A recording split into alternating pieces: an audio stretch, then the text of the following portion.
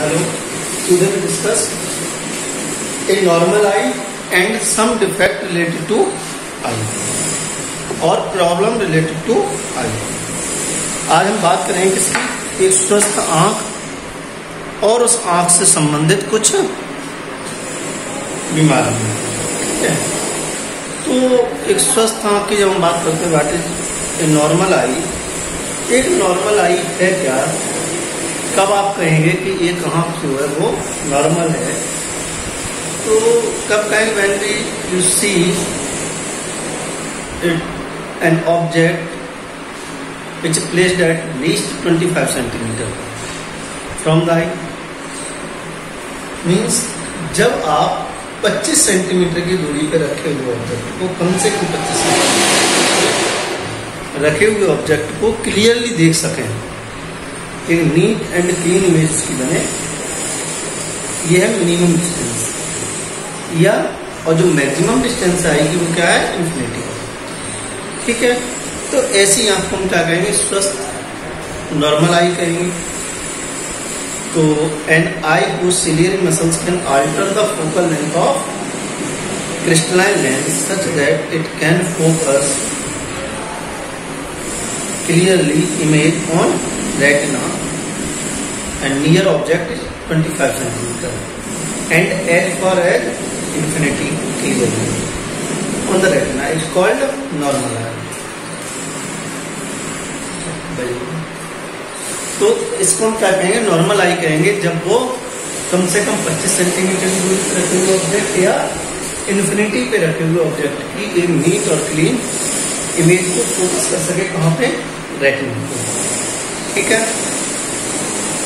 अब बात आती है accommodation of eye. How to eye focus the image on retina. जो लेंस है या आंख जो है वो किस तरह से इमेज को रेटिना पे फोकस करती है। रेटिना ये किसी तरफ का, अगर हम आंख का एक रफ डायग्राम देख लें, अच्छे से एक्सप्लेन नहीं करना है, ऐसे कुछ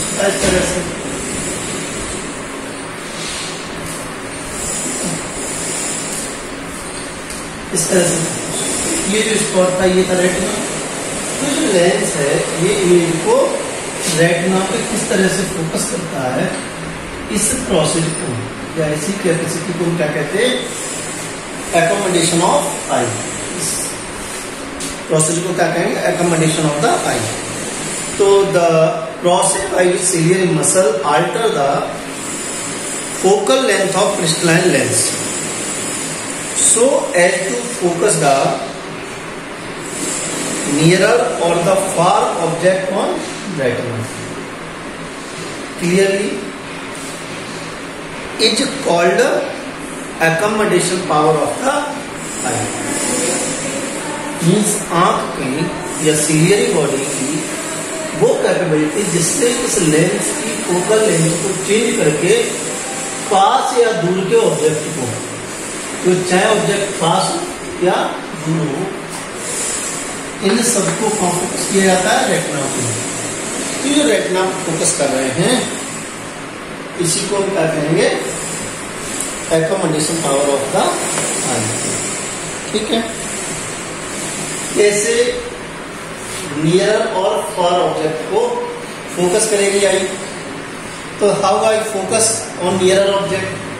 पास के ऑब्जेक्ट को कैसे करेगी? अच्छा, एक बात ध्यान रखिएगा, अगर 25 सेंटीमीटर से पास, अगर ये डिस्टेंस यहां से यहां तक 25 सेंटीमीटर है, इसके अंदर की तरफ अगर कोई ऑब्जेक्ट हम रखते हैं तो वो हमें क्लियर नहीं दिखाई देगा। ठीक है, और अगर वो उसके बाद क्लियर दिख रहा है तो इसका मतलब आपकी आंखों में कुछ ना कुछ प्रॉब्लम आ रही है। ठीक है, कौन सी कब प्रॉब्लम होगी वो भी हम बात करते हैं, उसको सबको डिस्कस करते हैं। तो पास के ऑब्जेक्ट को किस तरह से फोकस किया जाएगा? तो in order to focus a nearer object the ciliary muscle contract in doing so they decrease the focal length of crystalline lens. जब ऑब्जेक्ट पास होगा तो सिलियरी मसल्स क्या करेंगे? कॉन्ट्रैक्ट करेंगे और कॉन्ट्रैक्ट करके इस लेंस की फोकल लेंथ को चेंज करेंगे। ठीक है, और फोकल लेंथ चेंज होगी और ये कहाँ पे आ जाएगी, इसकी इमेज बनेगी जाके रेटिना। ठीक है, अगर फार ऑब्जेक्ट का दूर रखी हुई वस्तु है तो दूर रखी हुई वस्तु के लिए भी क्या करेंगी, तो the rays coming from far object are almost parallel. जो दूर से आती हुई जो लाइट रेज होंगी वो लगभग कैसे होंगी, पैरेलल होंगी एक दूसरे के। ठीक है, और इन सबको फोकस कहाँ करना है, इन सबको फोकस करना है यहाँ पे, मीन्स इस सबको इस तरह से जब ये आएंगी यहाँ तो इन सबको सेंट्रलाइज करना है इस तरह से। ऐसे समझो अगर ये लेंस होता और लगभग ये सारी रेंज इस तरह से पैरेलल होती और इनको इस पॉइंट को फोकस करना है तो हम क्या करेंगे, कन्वर्ट कर देंगे इस तरह से।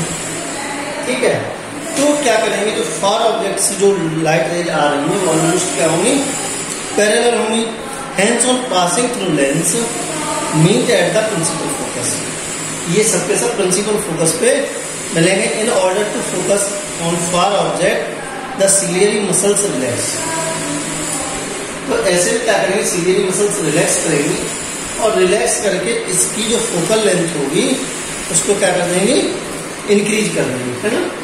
तो सिलियरी मसल्स इंक्रीज, वो sorry relax and increase the focal length of the lens to focus the image on retina, which at the moment on the principal focus of the crystalline lens. Okay? तो आप देखेंगे ये जो सारा movement हो रहा है ये किसके द्वारा कंट्रोल हो रहा है, सिलियरी मसल्स के द्वारा। सिलियरी मसल्स ही हेल्प कर रही है कॉन्ट्रैक्ट या रिलैक्स होकर के फोकल लेंथ को इंक्रीज और डिक्रीज करने में। ठीक है, अब देखिए होता क्या है। अब दो कंडीशन है, एक कंडीशन ये हो सकती है कि दूर के ऑब्जेक्ट थे वो आपको दिखाई देने बंद हो जाए, ये हो सकती है कि पास का ऑब्जेक्ट दिखाई देने बंद हो जाए। किसकी वजह से बंद होंगे, तो इन्हीं सिलियरी मसल्स के प्रॉपर फंक्शनिंग ना होने की वजह से, या जो लेंस है वो लेंस कैसा हो जाए, रिजिड हो जाए, बहुत ज्यादा टाइट हो जाए, हार्ड हो जाए, इसकी वजह से उसके मूवमेंट क्या है, बहुत कम होने लगे। तो होगा क्या,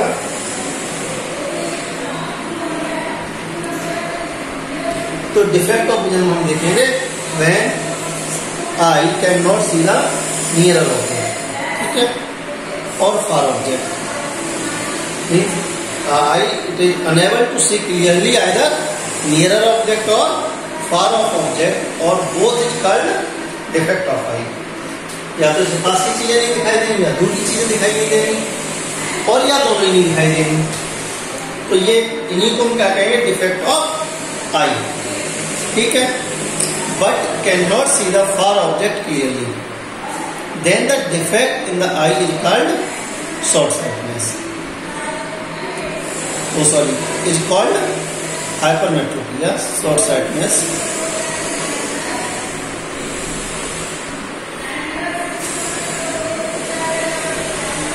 तो अगर आप जो है वो क्या करें, an eye can not clearly see far object but it is clearly see nearer object. अगर एक आंख को जो है पास की जो चीजें हैं वो सही दिख रही हैं लेकिन दूर की चीजें सही से नहीं दिख रही हैं, तो इसको हम कहते हैं शॉर्ट साइटनेस या मायोपिया। ठीक है, तो इसके नाम जरा ऐसे लगते हैं उल्टे हूं। शॉर्ट साइटनेस मीन्स निकट दृष्टि दोष, इसमें पास की चीजें नहीं दिखाई देंगी। तो इट मीन जब पास की चीजें नहीं दिखाई दे रही हैं तो हम इसको क्या कहेंगे, शॉर्ट साइटनेस। जब हमें पास की चीजें क्लियर दिख रही थी, दूर की नहीं दिख रही थी, शॉर्ट साइटनेस। और जब दूर की चीजें क्लियर दिखे, पास की नहीं दिखे, तो हाइपरमेट्रोपिया या लॉन्ग साइटनेस। ठीक है, तो क्या हो गया, if an eye can see nearer object clearly but can not see the far object clearly, then the defect of eye is called short sightedness और मायोपिया।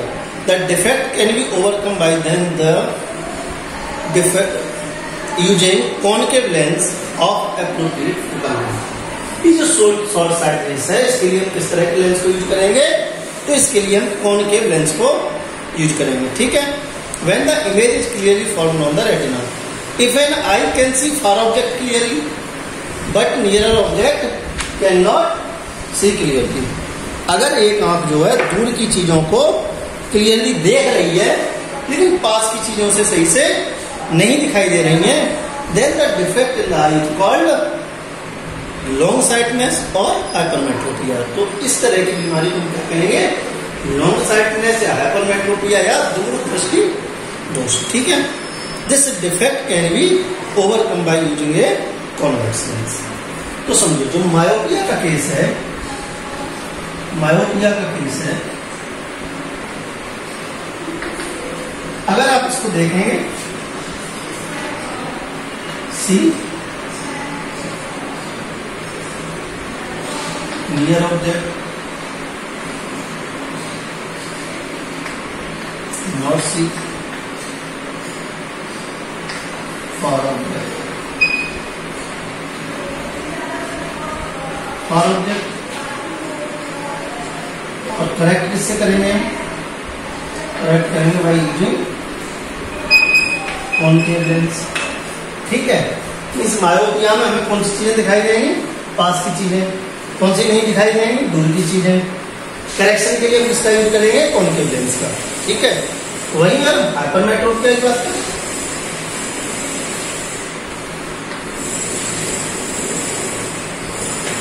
हाइपरमेट्रोपिया की बात करें तो हमें कौन सी चीजें दिखाई देंगी। ठीक है, कौन सी चीजें देख सकते हैं, फार ऑब्जेक्ट,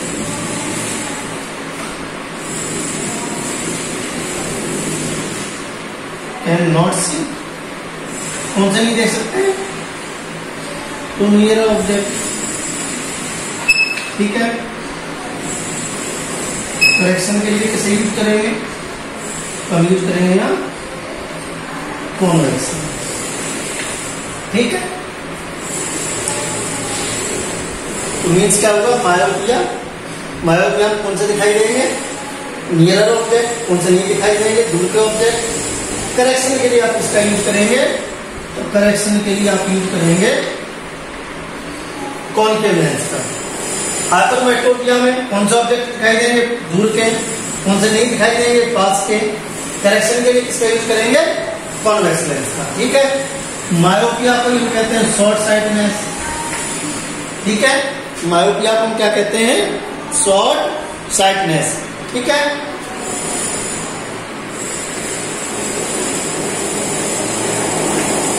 और हाइपरमेट्रोपिया को हम क्या कहते हैं, लॉन्ग साइटनेस। शॉर्ट की जगह क्या लगा देना, लॉन्ग। ठीक है, फिर आता है persistence of vision, when the light falls on the retina होता है। परसिस्टेंस ऑफ द विजन क्या है, आप ये समझो छोटी सी चीज कि हुआ क्या,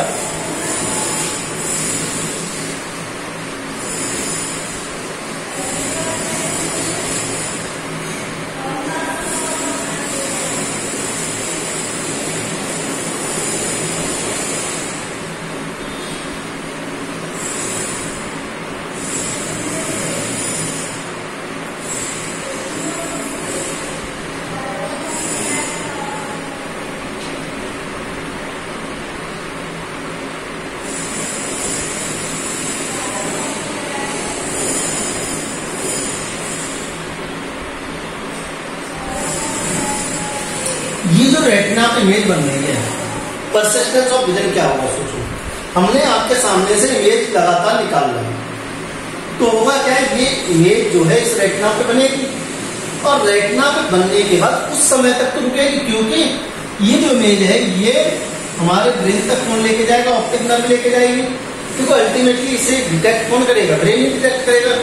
क्योंकि यहाँ पे तो कैसी इमेज बनती है, रियल एंड इन्वर्टेड, याद होगा। जो रेटिना पे जो इमेज बनेगी वो कैसी बनेगी, रियल एंड इन्वर्टेड, उल्टी इमेज बनेगी। लेकिन हमें हर चीज कैसे दिखाई देती है, सीधी। तो उस उल्टी इमेज को सीधी देखने का काम करता है ऑप्टिक नर्व, यही हेल्प करती है। तभी तो हमारा दिमाग डिटेक्ट करता है जो आप ऑब्जेक्ट देख रहे हो तो कैसा है, सीधा है। ठीक है, तो अब ये जो इमेज है जो रेटिना पे बनी, इसको ब्रेन तक जाने में कुछ समय लगेगा। जब ये ब्रेन से पहुंच जाएगी उसके बाद नेक्स्ट इमेज यहाँ बनेगी। अगर इस टाइम से पहले हम एक इमेज यहाँ बनाते हैं, जो ये कुछ समय तक ये इमेज यहाँ रुक रही है, इसी को हम क्या कहेंगे, परसिस्टेंट ऑफ इमेज, और ये टाइम होगा परसिस्टेंट टाइम। ठीक है, तो when the light falls on the retina of the I, the impression of the image last for 1/16 of the second. और ये जो टाइम है कितना रहेगा, लगभग 1/16 ऑफ ए सेकेंड। ठीक है, 1 सेकेंड का 1/16। आप ऐसे समझो कि 1 सेकेंड में अगर आपकी आंख के सामने से 16 इमेज गुजारी जाए, 1 2 3 इस तरह से अगर हम 16 इमेज को आपकी आंख के सामने से दिखाएं तो आपको वो सारी इमेज अलग अलग दिखेंगी। ठीक है, लेकिन अगर हम 16 के बाद 17, हम 1 सेकेंड में आपको 17 इमेज दिखाने की कोशिश करें, 17 इमेज पास करें, तो निश्चित रूप से मान लीजिए जो 17 इमेज जो होगी वो हमें दिखाई नहीं देगी। क्यों नहीं दिखाई देगी, क्योंकि जब 17 इमेज हमारी आंख के सामने से गुजर रही होगी उस समय रेटिना पे 16 वाली इमेज की इंप्रेशन बने होंगे और वो निकल जाएगी, उसके इंप्रेशन की उससे रिफ्लेक्ट होने वाली लाइट हमारी रेटिना पे नहीं पहुंचेगी। ठीक है, तो if the image of object are received by the eye in less than 1/16 second, the impression of the first image do not fade. अगर हम किसी इमेज को 1/16 टाइम से पहले गुजारें तो होगा क्या, जो रेटिना पे पहली वाली जो इमेज के इंप्रेशन बने हुए हैं वो फेड नहीं होंगे, हटेंगे नहीं, और जब हटेंगे नहीं तो क्या होगा, आपको when another image is received, this in a way gives continuously।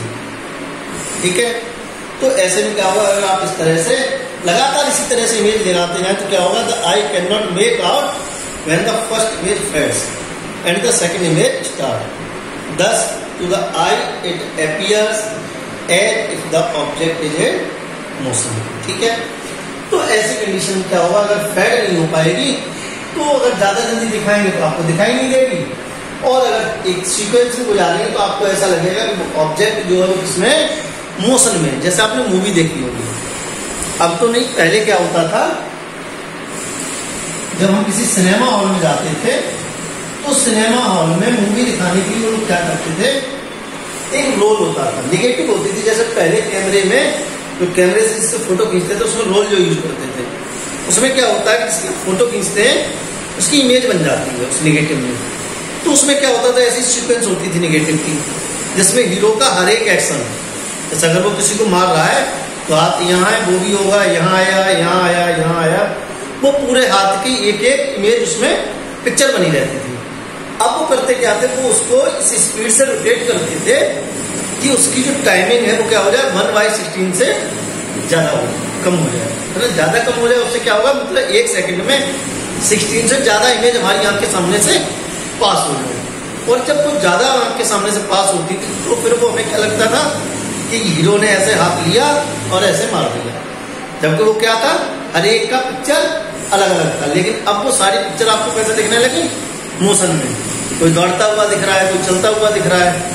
तो इसमें हम किसका यूज करते थे, परसिस्टेंस ऑफ विजन का यूज करते थे। ठीक है, this particular phenomena due to which the eye can not distinguish between stationary object when their image are flash in less than 1/16 second on the retina is called persistence of vision. ठीक है, अब देखिए आगे, the movies which we see of the moving image on the television are due to persistence of vision. अभी मैंने आपको बताया कि जो आप पिक्चर देख रहे हैं वो भी किस पे काम करती है, परसिस्टेंस ऑफ विजन पे ही काम करती है। Actual practice any scene consist of a number of picture is in proper sequence. The images of these pictures are made to move in front of eye at the rate of 24 picture per second. तो ये जो picture होती हैं ये वास्तव में क्या होती है, अलग अलग फोटो होती हैं जो एक सीक्वेंस में होती हैं, और ये करते क्या है कि इनको मोशन में दिखाने के लिए लगभग ये 24 पिक्चर पर सेकंड दिखाते हैं। मतलब 1 सेकंड में ये आपकी आंख के सामने से 24 पिक्चर्स को पास कर देंगे। ठीक है, means 1/5 times faster than persistence vision. Persistence vision से 1.5 गुने ज्यादा तेजी से, ठीक है। This gives a sense of continuity, और इस वजह से हमें क्या दिखती है, वो सारी इमेज आपको ऐसा लगती है जैसे कंटिन्यूटी इन मोशन, सारी आपको मोशन में नजर आती है। और ऐसा किसकी वजह से होता है, परसिस्टेंस ऑफ विजन की वजह से होता है, ठीक है। नेक्स्ट पॉइंट है the important of good nutrition for the health of eye. आंख की हेल्थ के लिए न्यूट्रिशन का क्या इफेक्ट है। तो अगर न्यूट्रिशन देखते हैं तो मैंने कल शायद पिछले लेक्चर में आपको बताया हो कि जो विटामिन ए है, विटामिन ए, इसकी कमी से डिजीज हो जाती है जिसे हम बोलते हैं नाइट ब्लाइंडनेस, ठीक है। क्यों हो जाती है, क्योंकि इससे जो है जो बर्ड्स होती है, नंबर ऑफ बर्ड्स होती है, उनका नंबर घटने लगता है, उनका प्रॉपर उनकी ग्रोथ नहीं हो पाती, ठीक है। तो न्यूट्रिशन भी जरूरी है।